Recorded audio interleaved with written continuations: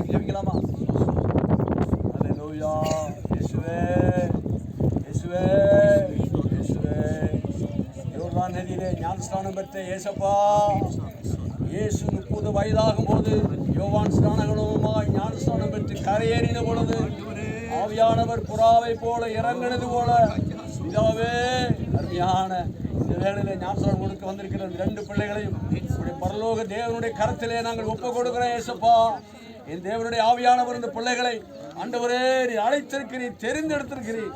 தேவன் எவர்களை முன்னறிந்தாரோ, தேவன் எவர்களை முன்குறித்தாரோ அவர்களை தேவன் முன்குறித்திருக்கிறார். ஆண்டவரே, உம்முடைய சாயலாய் இருப்பதற்காக பிள்ளைகளை முன்குறித்திருக்கிறேன்ப்பா.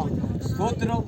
இந்த தண்ணீரை இயேசுவின் நாமத்தினாலே உம்முடைய ரத்தமாய் மாற்றும். பரலோகத்தின் தேவன் இயேசு எங்களுக்காய் சிலுவையிலே சிந்தின அந்த ரத்தம், இயேசுவின் ரத்தத்தை இந்த தண்ணீரிலே நீ தெளித்தருளும்படியாக ஜெபிக்கிறோம். ஆண்டவரே, ஆவியானவர் நேரத்தை பரிசுத்தப்படுத்துங்க. நேரத்தை என்னுடைய தண்ணீரை ரத்தமாய் மாற்றுங்கப்பா. இந்த பிள்ளைகளுக்கு ஞானஸ்நானம் கொடுக்கிறவர்கள் ஆவியானவர் எங்களோடு இருந்து இந்த பிள்ளைகளுக்கு நீங்க கொடுக்கும்படியாக ஜெபிக்கிறோம். இயேசுவோட ஜெபிக்கிறோம்.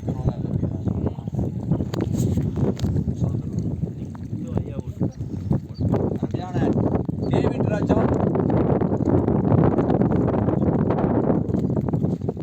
டேவிட் ராஜா அருமையான நம்பிக்கை பரிசுத்தாவின் நாமத்தினாலே இவனுக்கு ஞானஸ்நானம் கொடுக்கிறோம்.